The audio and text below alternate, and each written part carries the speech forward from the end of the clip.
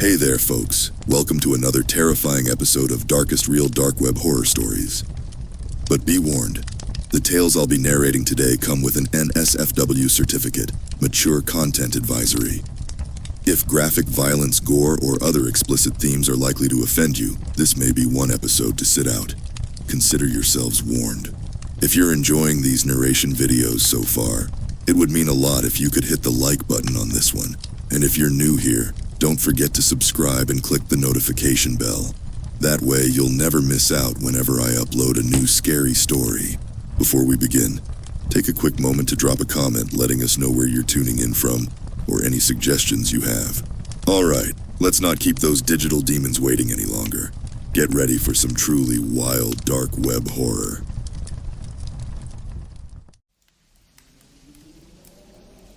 I wish I'd never watched that video. I thought I'd grow out of shit like that by the time I'd hit 20. Yet there I was, off my tits on some choice MDMA Jeff hooked us up with, touring through some kind of hardcore sadomasochism site. The kind of videos you're surprised aren't on the dark web. If you ever stumbled across the Pain Olympics or 4chan, you'll know what I'm talking about. When I was a teenager, mates, and I would gather round a PC screen, playing chicken to see who could watch the most extreme content without leaving the room or puking.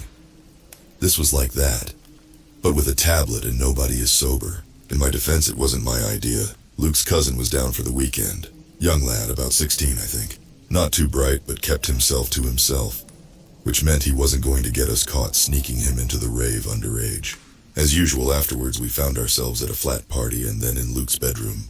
It wasn't until about 4 a.m., when those who were able had sauntered off to get laid, that the usual rounds of spliff and internet began. This was when Luke's cousin started suggesting weirder and weirder shit. We all thought at first that it was just the Mandy. He was young after all, and teenage desire to be seen as edgy mixed with come-down anxiety was a plausible explanation. After a while though, one of us, I was too fucked to remember who, but I hope it wasn't me, started to entertain his suggestions. Everybody there enjoyed horror films after all. We'd had more than one 4 a.m. Saw or Hostel marathon after a night out. What was the harm? Soon enough we found ourselves in the familiar group cringe and out loud ohs. There was then, of course, the unending debate over whatever macabre footage we'd just put ourselves through was real. We dug to the point of a woman using a kitchen knife to scalp herself and a man pulling his own toes off with a pair of pliers when we found it. Luke's cousin was in control by that point. We hadn't noticed how quiet he'd gotten. He sat there on the floor, legs crossed, leaning forward every so often to click the next video. Had this look on his face the whole time, like he was searching for something specific. He never skipped anything though. No matter what the video showed, he just sat back, watching whatever it was, making the rest of us make melodramatic retching noises unfold. Once one video finished, he scoured the algorithm suggestions for the next. He'd ignored all of ours by this point, so we'd stopped bothering.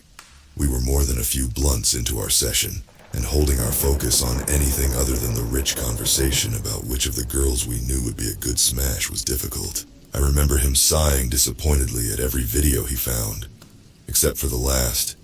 When he found that one, he licked his lips, rocking slightly. He must have known. No way the creepy little fuck found it by accident. When he clicked play, we all knew this one was going to be different. I'm not sure how. Call if instinct.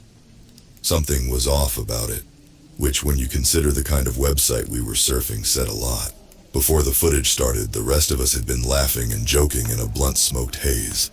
The vibe of the room switched in less than a heartbeat. The moment sound started to seep from the tinny speaker, every chemically stimulated mind enraptured by the figure on the 12-inch tablet screen. It was a girl, younger than us, but older than Luke's cousin. Pretty, but not in the conventional sense. I say pretty because she wasn't exactly hot. Not the kind of looks you try and buy a drink. She had a pleasantness to the eye that I can't really put in words. To describe her would make her sound plain, almost ugly. Drooping cheeks, large eyes surrounded by makeup done a little too much, lipstick ever so just the wrong shade of red, hair that had been brushed but was in obvious need of a wash. Not the sort of girl I'd give a second or third look under any other circumstance. In that smoky room, she was all I could think about. The first 2 minutes of footage were her staring at the camera in front of a gray wall. The shot was well lit and the camera was expensive. All the lines and imperfections of her face were visible.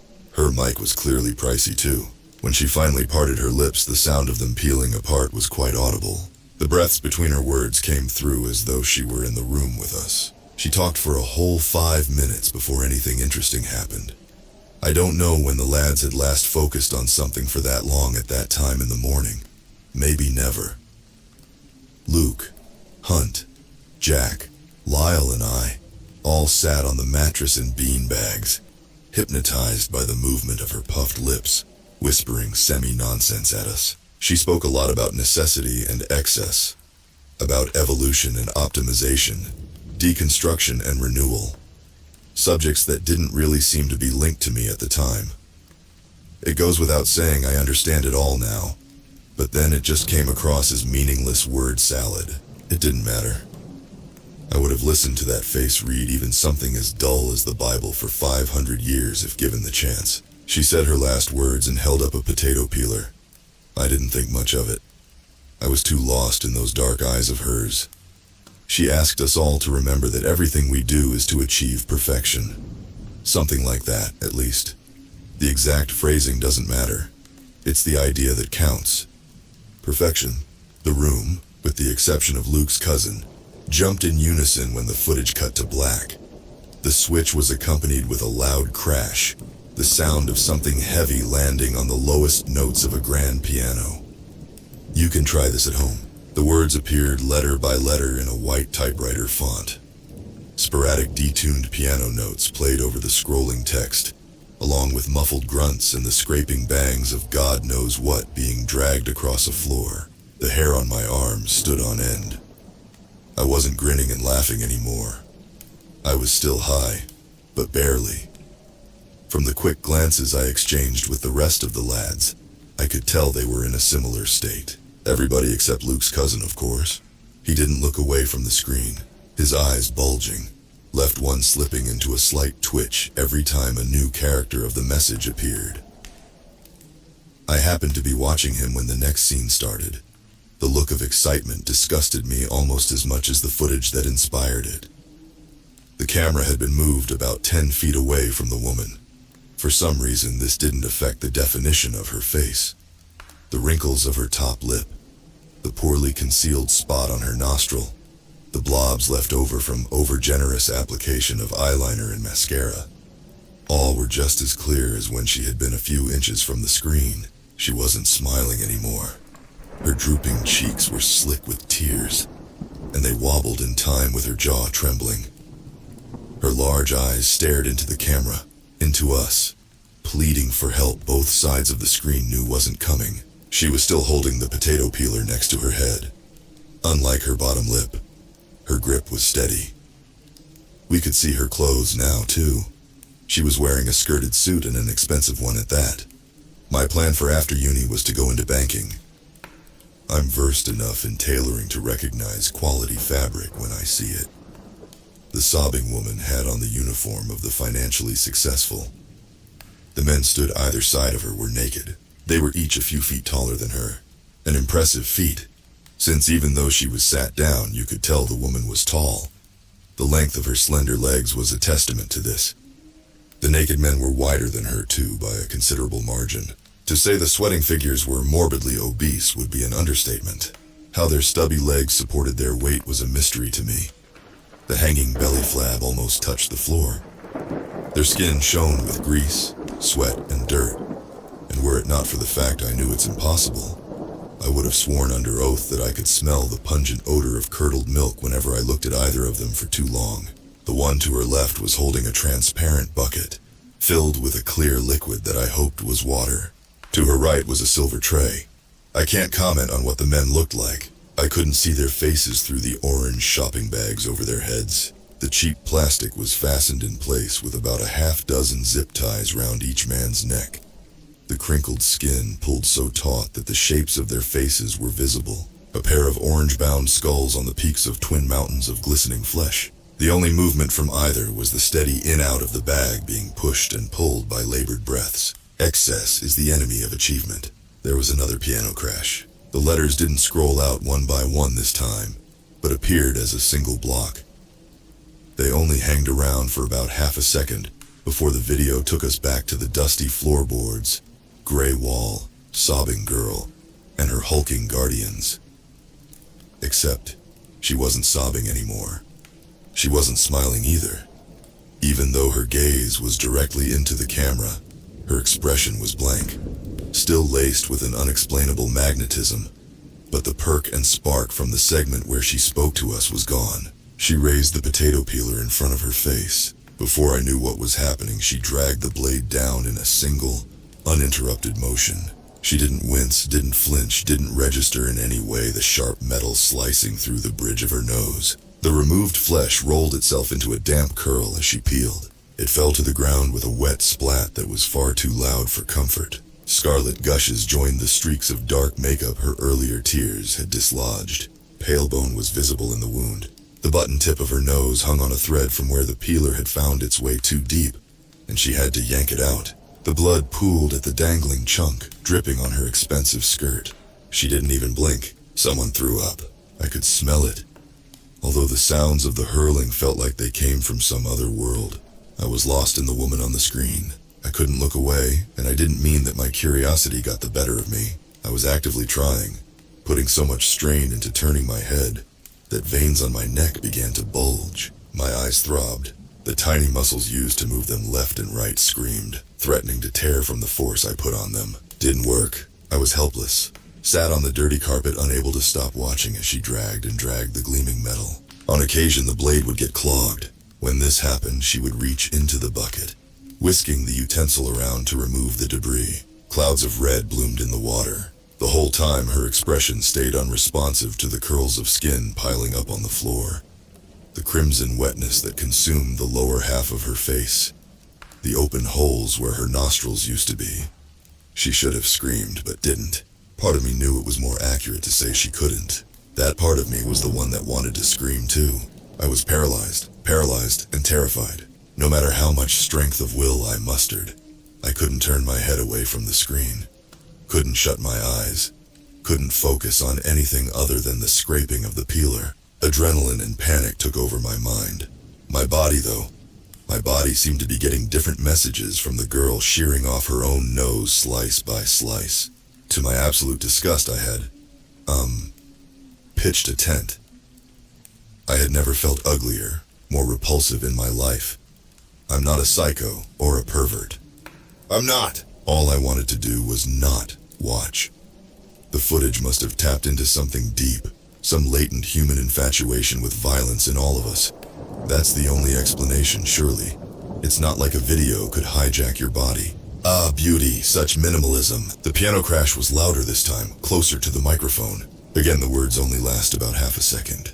When the trio returned, the small nub of exposed bone was gone. A triangle of open flesh lay at the center of the woman's face, her nose now in wet spirals on her lap and around her feet. The cheeks were next. It was around the time that teeth started to be exposed that I hurled. The entrapment was so strong by this point I could no longer steal quick glances at the boys, but I could hear many of them doing the same. It was a struggle getting the vomit out. I couldn't bend over far enough due to the paralysis, and had to cough it out mouthful by burning mouthful.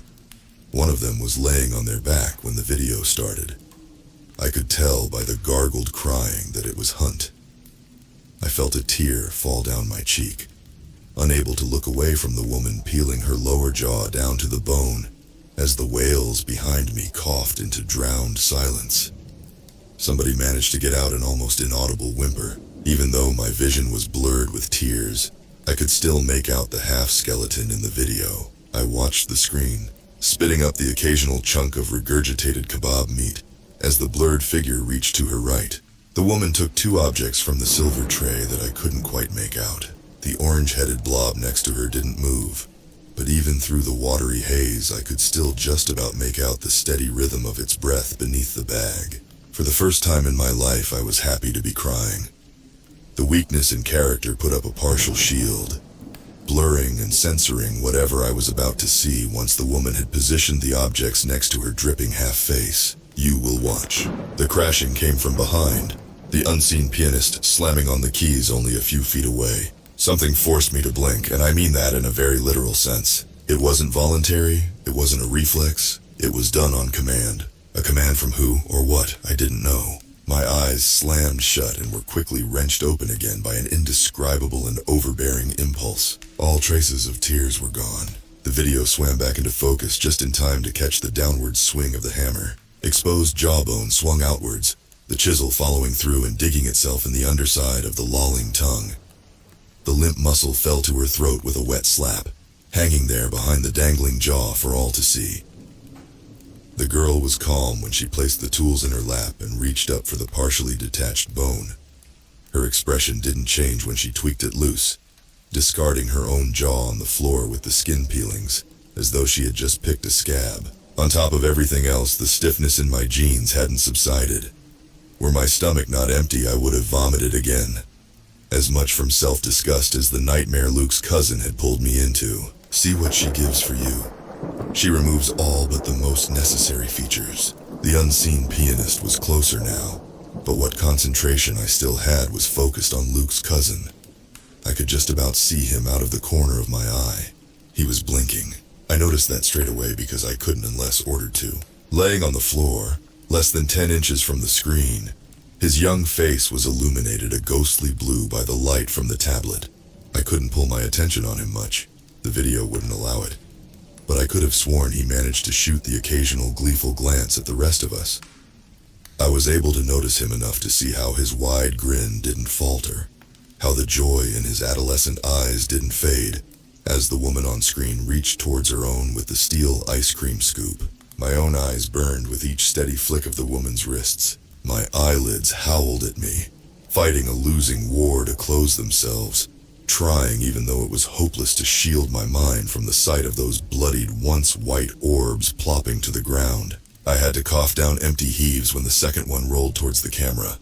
The fading pupil locked on my own. It was judging me, and I knew why. The reason I nearly choked on my own vomit wasn't just because of the footage, though. The disgust was far more at my own body than at anything the video forced me to watch the girl do to hers. I could feel the wetness in my boxers the moment that first eye squelched on the floorboards.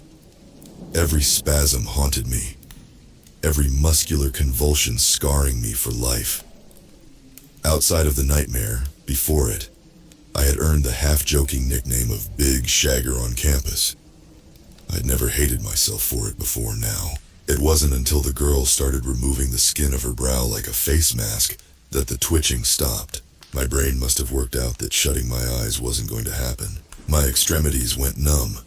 The heavy knot in my stomach became a rising lightness, an unpleasant floating sensation that nights of being blackout drunk had left me all too familiar with. The room spinned one way, my insides another. The space behind my eyes prickled. I could feel myself slipping into a blissful unconsciousness. I urged the process on. I was desperate to be out of the nightmare, and if passing out was the only way, then so be it. The hand had other ideas. She obliges, she obeys, she complies. This is all for you. I could feel the clammy grip on the back of my head. The fingers worked their way through my hair, pulling and tugging to make sure I had no respite from my own depraved nature. Every time my head lulled forwards, it would be wrenched back. The fog of unconsciousness fanned away again and again. I could hear sobs and whimpers from every direction. Every direction, that is, except where Luke's cousin sat. I could feel his grin, the cracks of his laughter flecking my wet face, the hanging smoke in the air. That stodgy scent of cheap weed and even cheaper cigarettes grew thicker by the second. It snaked through my mouth and nostrils, coating the inside of my lungs with heavy phlegm that left my breathing like that of a drowning man. I gagged for a final time, blood and bile spewing onto the already vomit-sodden carpet. Perfection.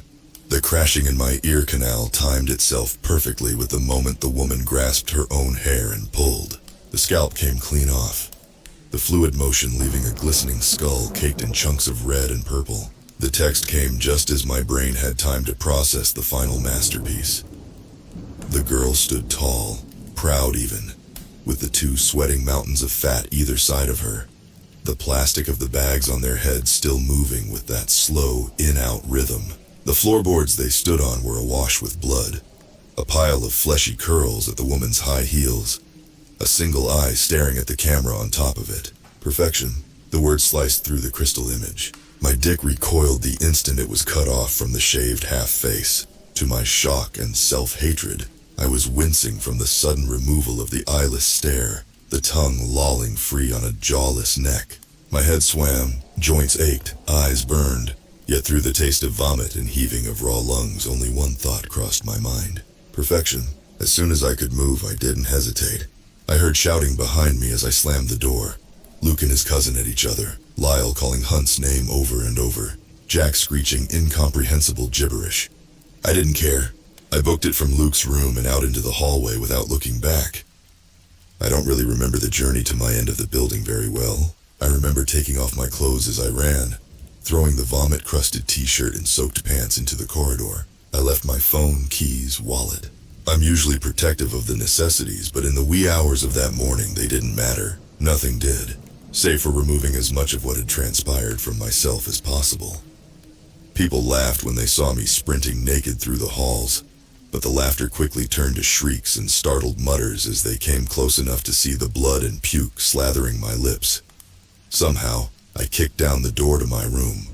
I'm not a strong guy, but desperation and adrenaline meant the old hinge gave way after 2 blows. Once sure the door was firmly barricaded by my wardrobe, I screamed my way through an hour-long shower. With the temperature up full, the water scaled my skin, at one point leaving actual blisters on my forearms. But it wasn't hot enough. Neither was the bleach I grated in with a scouring pad from the kitchen. Once drips of reddish water started to drip from the end of my shame, I gave up, collapsing into a sobbing heap on the tiles. When I woke, the shower was still on, but had long since run cold. I dragged myself into my bedroom, glad that the curtains were still closed. Once I remembered that I had lost my phone, my laptop informed me it was 17:30. I'd slept for about 13 hours. Usually I don't dream after a session. The spliffs and lines take care of that. But on the tiled floor, my dreams had been vivid, more lucid than I had ever experienced. Perfection. The word rang and regurgitated over and over in real time. Over half a day of formless contemplation of the meaning behind the word the revelatory film has instilled within me. Perfection. I checked Facebook and awoke to a horde of messages. The lads had been busy whilst I slept. Luke had killed his cousin. About 10 minutes after I had gone, the argument turned into a fist fight. Although from Lyle's punctuation-free 1,000-word-long message, I could tell it was less of a fight and more of a murder. Before Lyle knew what to do, Luke had grabbed his cousin's head, smashing the grinning face into a mirror over and over again until the nose was flat and shards of glass found their way through eyelids and into gray matter. Hunt had choked on his own vomit, but that's no surprise. After killing his cousin, Luke tried to rope Lyle and Jack into helping roll up both bodies in a duvet to dump somewhere. When Lyle refused, Luke had gone at him with a shard of glass. Jack was in no state to do anything, so Lyle grabbed him and they both legged it. The status update at the top of my newsfeed let me know what happened to Luke once they'd gone. Charlotte, Luke's flatmate, was going to need therapy for a long time, maybe forever. She was never one to shy away from details of her grievances online, and this time was no different. Her recollection of events would have been harrowing had it not been for my awakening. Upon barging through his door to investigate strange noises, she had found Luke, naked, kneeling on 2 face-down bodies. I imagine she didn't stick around long enough to find out who they were. Or she had been told not to by the police she later mentioned had arrived. But I knew. He was laughing, crying, screaming, every emotion it was possible to feel. A shrieking monster surrounded by the dead and shards of bloodied mirror. The part that would truly disturb Charlotte. The part that would give her recurring nightmares of what should have been any normal morning, was what he clenched in his hands and mouth. 3 sets of severed male genitals. Judging by her capitalized paragraph, Luke had a large wound between his legs that confirmed one of them was his own. Perfection. Flicking my eyes back to the message told me things hadn't gone much better in Jack and Lyle's flat. They lived on the 7th floor, A fact that Lyle wasn't quick enough to stop Jack exploiting. To prevent exactly what Jack had been planning, the large windows only opened a few inches. Lyle heard the glass smash, but was only able to kick the door through in time to catch the sight of Jack's ankles disappearing beyond the sill. By the time Lyle reached the window, Jack was a red crater on the concrete. A quick glance outside my curtain showed me at least 6 pairs of flashing lights. The door supervisor was talking to a police officer, pointing up at my window. I knew what I had to do, but didn't have long to do it. Perfection. Lyle's message had ended there. There was no further communication from him, but I didn't need any. Lyle was smart. He would be doing the same as myself, I imagine. Maybe he already has. There was a couple of ambulances outside too, and they don't take away the dead in ambulances. Or maybe they do. I'd never been around a dead body before last night, so I'm not exactly what you'd call an expert. Something in my gut told me that Lyle was in one of them. I could sense him, awakened mind to awakened mind. I could see him sat in that ambulance, the paramedics shrieking, his head free of the unnecessary baggage that would have allowed him to see their frantic, tear-stained faces. Not long now, Lyle. I'll be with you soon. Perfection. Moving the barricade, interrupting my flatmates' romantic dinner, ignoring their screams as I threw the fridge in front of the door, stabbing them until they made no more noise, finding the potato peeler at the back of the cupboard. All of these I found easy. I had purpose now. I made sure to add the bed to the wardrobe when resealing my bedroom door behind me. I needed time, a resource that the hammering on the door to the flat beyond the barricade told me I didn't have. I could hear somebody shouting my name, a deep male voice, human in a way that I soon would not be. Perfection. I grasped the potato peeler in my hand. My palms were sweating, but not from nerves. It was anticipation. No, not anticipation. Excitement. The same excitement I used to feel in that moment where a girl throws you down on her bed and unhooks her bra. The plastic pressed into my fingers felt realer than any woman I'd ever touched. I gazed at myself in the mirror. Bloodshot eyes, a hooked nose, lips dried out from too many cigarettes and late nights. All of it holding me back. All of it clouding my vision for so long. I didn't wince as the peeler made its first incision. I'm so glad I watched that fucking video. Perfection.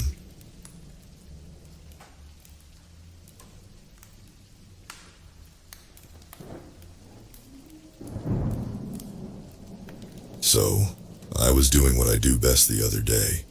By that, I mean sifting through that depraved cesspool of the internet known as the deep web, and just generally being a lazy sack of shit. I spend a lot of time doing that. Just randomly clicking links to things I probably shouldn't, and then being horrified by what lies on the other side. I've seen a lot of shit on there. Gore boards, doc spins, torture sites, IRL rape, animal cruelty, you get the picture.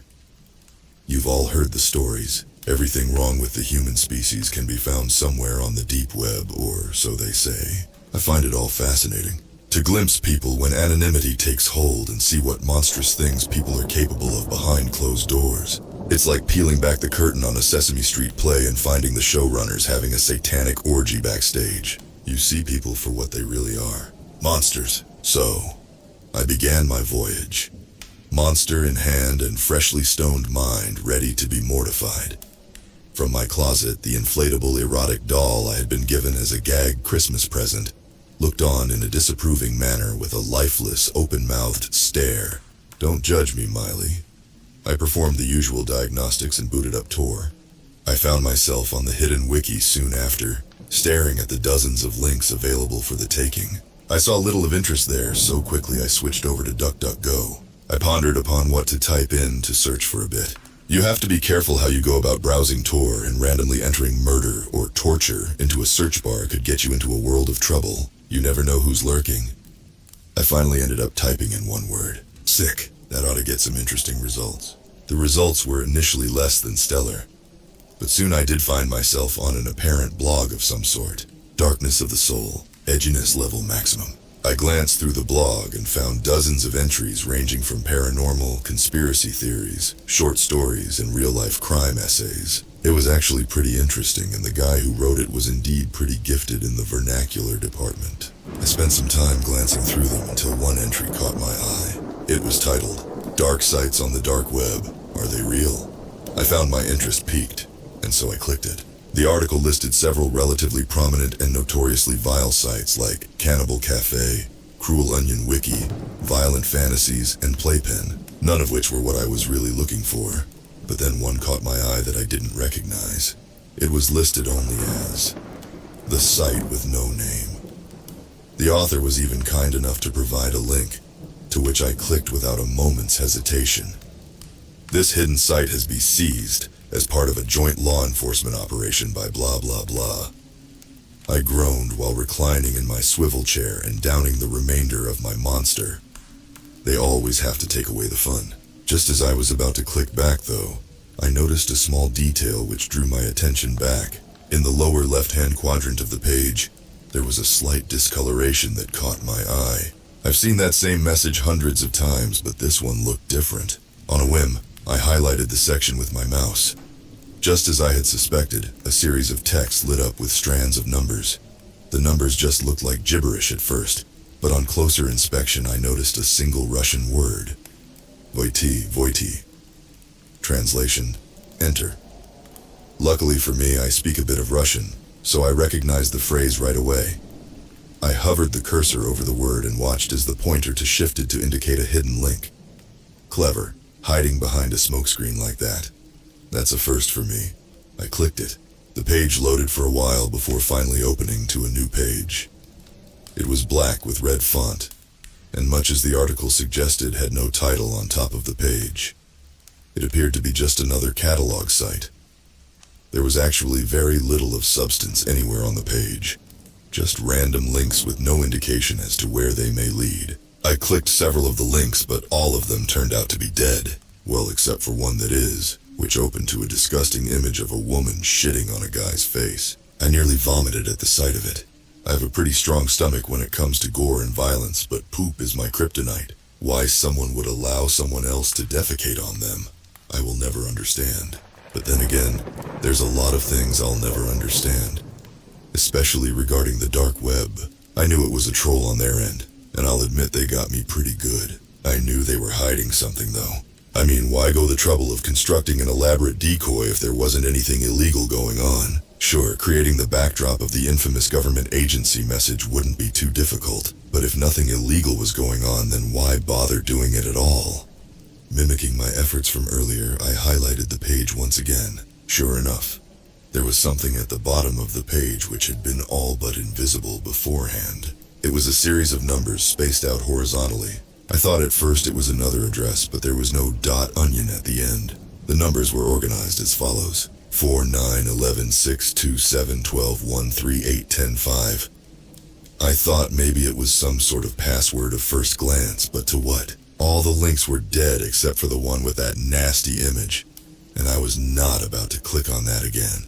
I pondered over the image for a moment, before noticing another detail. I counted the links, and noticed that there were 12 in total. That had to be related to the numbers. I thought maybe clicking each link in the order correlating to the strand of numbers would unlock something, so I tried that. After clicking the last one though, nothing had changed. I sat back and again studied the chain of numbers. There had to be a pattern or method to how they were organized. I pulled my phone out and punched the numbers into Google, but found nothing but tips for calculating fractions. In no mood for math, I put my phone away and again stared at the screen. What if the numbers weren't related to the links? What if this was simply a clue to another site of some kind? I scoured all over the page, clicking every square inch to try and find something. I don't know why I had become so infatuated with discovering the answer, but boredom can be a deadly motivator. Suddenly, I was struck with an epiphany while staring at the top link. It had 12 digits in it. In fact, most, if not all, Onion addresses have 12 digits in them. What if the numbers were clues to an entirely new address? I counted the links, and lo and behold, there was a grand total of 12, each with 12 digits. Maybe each number was in relation to the link in the sequence. Maybe they were dead links, because they were never designed to lead anywhere. They were only designed to be clues. On a new hunch, I wrote down the 4th digit on the top link, the 9th on the 2nd, the 11th on the 3rd, so on and so forth until I had an entirely new web address. I typed what I had written into the search bar and hit enter. My eyes widened as another web page began to load. I gave myself a metaphoric pat on the back for unraveling the mystery, but had no idea what I was about to stumble into. The page finally loaded, and I was given a new name at the top of the page. Happy Fun Time. There were dozens of pictures and videos organized all over the page, none of which I would ever describe with the words happy or fun. It was a gore forum. My heart pulsated in my chest as I looked upon the first image. It was a picture of a guy who had his skull crushed beneath the tire of a truck. Blood and gray matter had been scattered everywhere as several onlookers stood about gawking at the scene. The second was an image of another man who had been decapitated and had his genitals placed in his mouth. Probably a victim of the cartels, if I had to guess. The third was a video, a very depraved video. It was grainy quality and terribly shaky, but after a few seconds it showed what appeared to be a lone woman walking down the street at night. The person filming was obscured a couple dozen yards away in some alley. Suddenly, two other men emerged further down the street and bum-rushed the woman. They were on her in an instant before she even had time to scream. They grabbed her, and the cameraman sprang up to join the action. All the while he chuckled quietly in the most unsettling tone I have ever heard anyone utter. It was a giddy and juvenile giggle the likes of which could only be produced by a severely deranged individual. The woman attempted to scream, but the two men held her mouth firmly, preventing her from doing so. They dragged her back into an alley as the giggling cameraman followed. I turned it off then, knowing exactly where it was headed. A reasonable person would have just exited the site by that point. But morbid curiosity is a powerful narcotic. The next entry on the list, though, ensured that any doubts I had of the authenticity of the site would no longer stand. It was a series of pictures, this time involving a little girl who couldn't have been more than 5 years old. She had sandy blonde hair and royal blue eyes. The pictures were innocuous at first, or at least they would have been if not for the site which they were posted on. It started as just pictures that looked to be taken straight from someone's Facebook profile. A deep pit formed in my stomach as I sifted through them. The pictures began to grow ever more disturbing as they went. At first it was the little girl with her family and dogs, but soon the pictures began to look as though someone was taking them without her knowledge. There was one where she was swinging at the park with several other children, another where she was playing with toys in a backyard, with the picture looking like it was taken from over the fence. I felt a cold chill creep down my spine as I anticipated where the pictures were headed. One picture stood out immediately. It was of a house at night, illuminated only by the flash of the camera. The next picture showed two people, a man and woman lying in bed. Their throats were both slit, and their bed was soiled with a dark crimson. The next picture showed the little girl, clearly distressed with a black swollen eye. The remainder of the pictures went on to show the unknown cameraman take her and do terrible things to her. I won't even dignify his actions by putting them to paper. Some things are just better off forgotten entirely. Needless to say, it was the most goddamn disgusting thing I've ever seen. As horrible as the images were, the comments may have been almost on par. They were a mix of English and Russian. There were dozens of them. Praise onto the vile cameraman and expressing their own sexual gratification with his actions. God is dead, and the dark web is proof of that. How in the world did we get to the point in which human beings like this can exist? I felt sorrow rise within me for the innocent young girl who had been so violently violated and torn from the world. Normally, I feel nothing for random people on the internet, but the tragedy that befell her reminded me of things done to me in my own past. Maybe that's why I'm so fucked up. More than sorrow, though, I felt anger. That was when I made my first mistake. Congratulations, fellas. You are, without a doubt, the most disgusting sacks of shit in the entire world. Cops have been notified. So have fun jerking each other off in the time you have left. Might as well do the world a favor, though, and just kill yourselves. I couldn't stop my hands from typing out the message, and before I knew it, my comment was inscribed just below all the others. It sat upon the screen for a moment, before others began to appear, all of them insulting me and making fun of my empathy for the girl. Me and the other users fired back and forth for a while, before a familiar user posted. It was the same profile which had first posted the images to begin with. His first post confused me, as it was only a set of numbers with intermittent periods. I glanced at the comment before a horrible realization took hold. It was an IP address, my IP address. Before I could react, he followed up with my full name, address, and social security number. I froze, unable to figure out how he had tracked me. It was then that I discovered my second mistake. Like an idiot, I had neglected to activate Tails. They had traced me, son of a bitch. Thanks for stopping by, friend. I'll see you soon. Then you will get a whole episode on this site staring you. His words sent chills down my spine. I stared at the screen, dumbfounded, and without a clue how to proceed. Not content with 2 mistakes, and apparently with a secret lust for self-endangerment and masochism, I made a third one. Fuck off. I posted the comment and quickly shut down the Tor browser and closed my laptop. I thought about the events that had just transpired and somehow just ended up laughing them off. After all, there was no way that bastard is going to go through the trouble of tracking me down. People say shit online all the time, but they never act on it. It's all just empty threats. Either way though, I had some preparation to take care of. I called the police on the non-emergency hotline and informed them of the events. I gave them the web address I had gotten, and they told me they would investigate it. After that, I called my insurance company to alert them about someone finding my social, and proceeded to drink myself stupid, hoping liquor would drown the memories. Days went by and nothing had changed. That is, until the end of the week. I had just returned from work, when I saw an unfamiliar black Astro van sitting down the block from my house. I paid it little mind at the time, and to be honest, only realized the implications after the event. I had since forgotten my careless spree into the deep from days earlier, and thought nothing of the van. I got inside and again booted up my computer for some mindless browsing. As I did, I heard a noise outside. It sounded like someone climbing the fence outside. I live alone and have no pets, so I knew whatever it was wasn't from my house. I thought about investigating it, but quickly the shattering of glass made it clear that it was not a good idea. I heard footsteps emanate from down below, giving the distinct sound of boots on hardwood floor. They grew nearer and nearer, and I found myself frozen with terror.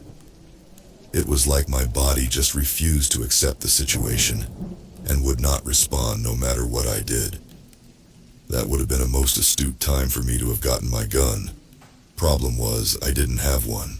The footsteps got louder and louder, all the way up the stairs with booming stomps of feet. I heard them trudge towards my bedroom door and linger just outside. My heart was in my throat, and sweat had begun to drip from every square inch of my body. The door slowly creaked open, and in stepped a man with dark clothing and a simplistic porcelain mask. He walked inside brandishing a suppressed pistol in his right hand. He grew closer and closer, and then he walked right past me. I don't know why they never bothered to check the closet. It's always the first place I look. I guess maybe he was too distracted by the doll which sat at my desk.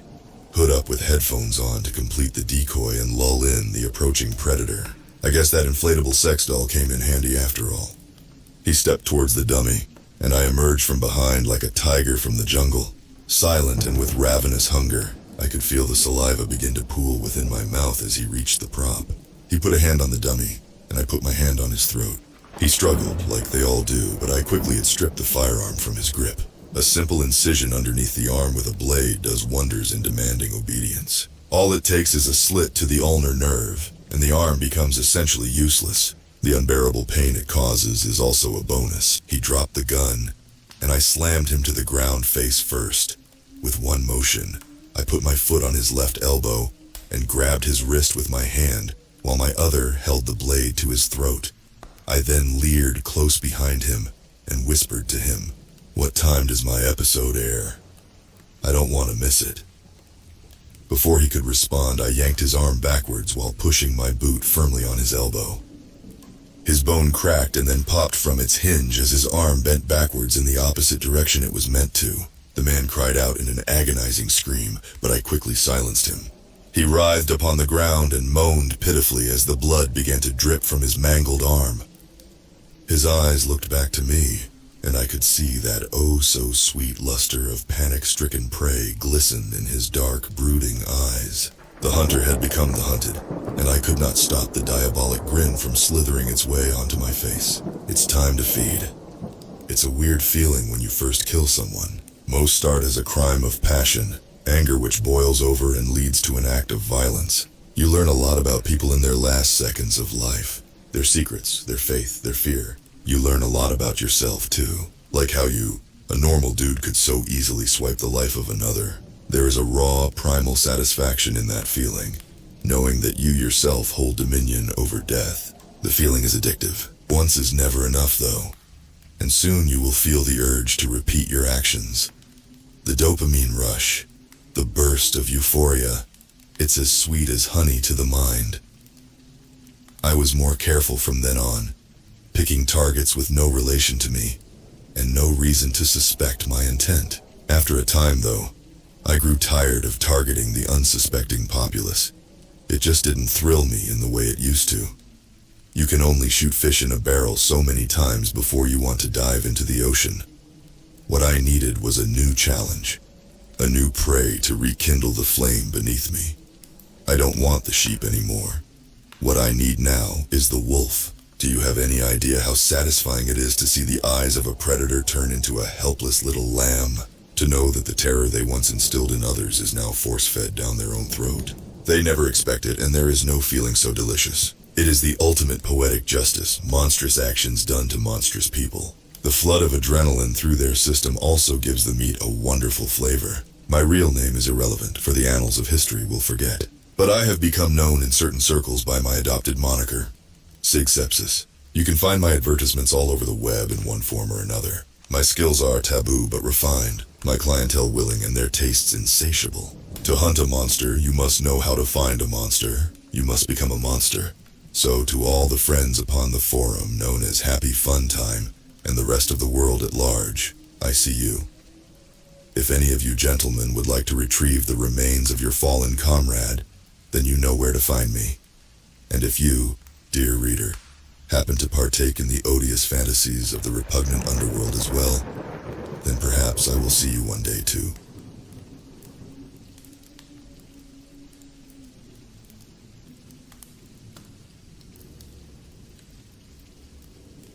Back in 2019, right at the beginning of COVID, I became quite isolated from family and friends.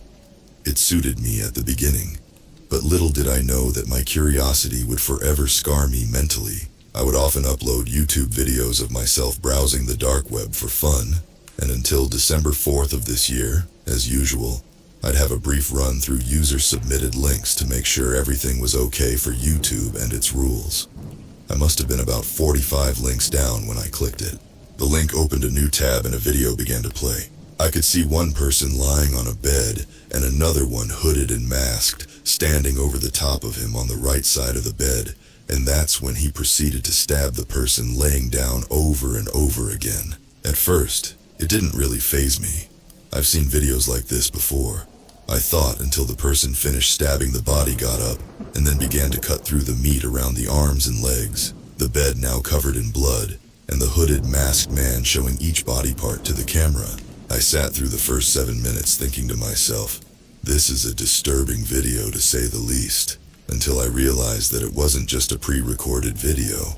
It was actually a live stream, and just as the masked man finished his work, he stopped and walked towards the camera, reaching into his pocket and placing it directly in front of the camera. You're next. The panic set in, and I jumped back from my laptop. That's when I realized my camera was on. The screen went black, and my name, address, and telephone number in big white letters flashed on the screen. I quickly pressed the power button, but it did nothing. I slammed my laptop shut, turned it over, and ripped the battery out. In my panic, I actually destroyed the laptop, which was stupid, but I wanted that to be the end of it. A few weeks had gone by, and even though I was paranoid beyond belief, I thought it was probably just someone messing around.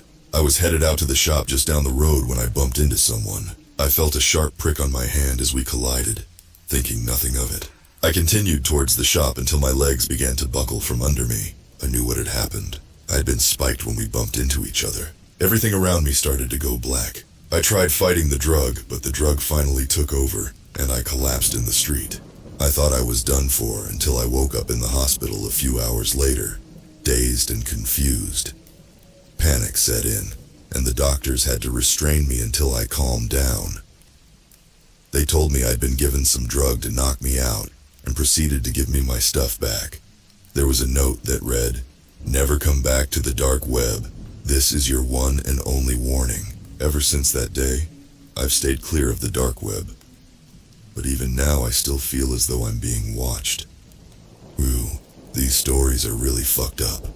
Another descent into the terrifying corners of the dark web. If you made it through those nightmarish stories in one piece, you're braver than I am. Be sure to let me know which one chilled you to the bone the most in the comments below. And if you haven't already, please give this video a thumbs up and subscribe to the channel. It's outlets like this that help shed light on the real horrors lurking in the darkest depths of the web. Your support allows me to keep exploring and sharing these warnings from the digital abyss. Drop a comment with any deep web horror stories you'd like me to cover next time. And don't forget to check out other horror and creepypastas narration on channel. Thanks for joining me once again, you brave souls. I'll see you next time when we go even punching further through the trapdoor into internet's most hellish corners. Sleep well, if you can.